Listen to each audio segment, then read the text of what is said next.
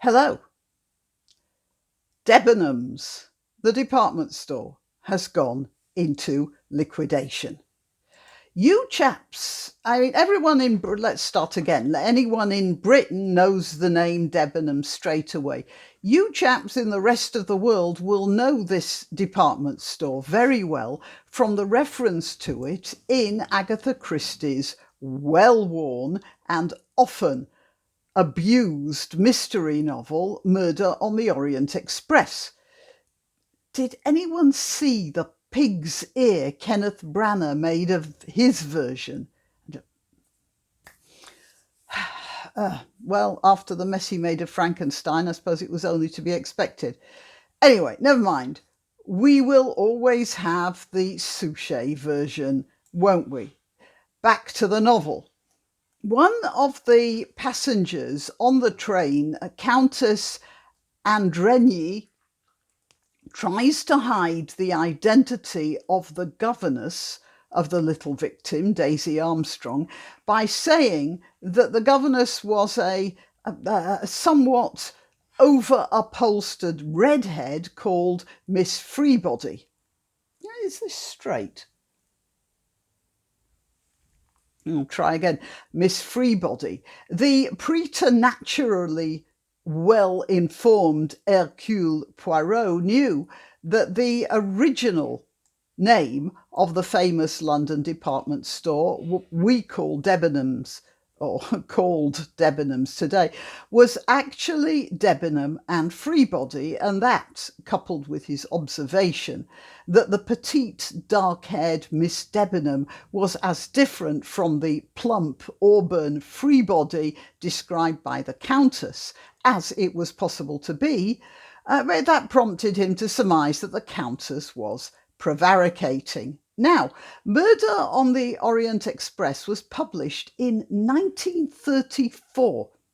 Imagine that, dear viewer, almost 100 years ago, and Debenhams was already a brand name of enough fame that a well-known but, well, at the time, not exactly stellar mystery novelist could use it as a plot device in the knowledge that everyone would understand what she was talking about. And at a distance when Debenham and Freebody were already a historical reference.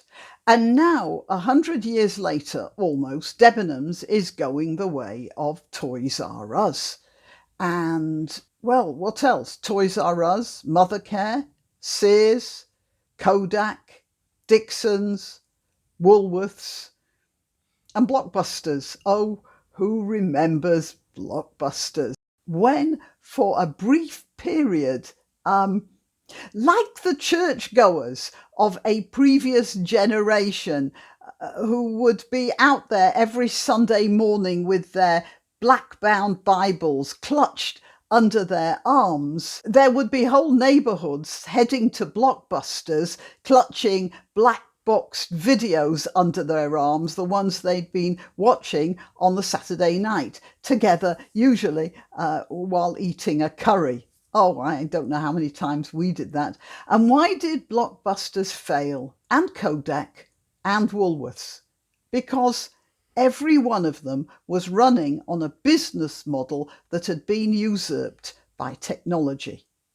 And they refused to adapt or changed, and so left the field open for brash newcomers like Netflix and Amazon.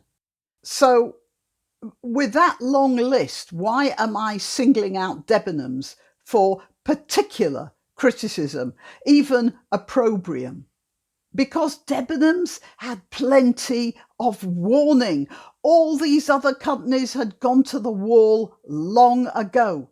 Debenhams was like that guy in the action movie who could have run away or hidden while the rampaging monster has eaten everyone else. But no, all around is devastation, and there he is standing with a gormless expression on his face as we see the red eyes of Godzilla swivel round and fix this hapless victim still standing there, almost begging to have his head ripped off. Oh no, Debenhams was going to stick to the same model it had been running when Monsieur Poirot was dropping in for cravats and handkerchiefs, because they just knew that there was nothing that the average Londoner found more appealing than getting on the tube during a time of plague and then fighting through the crowds at Oxford Circus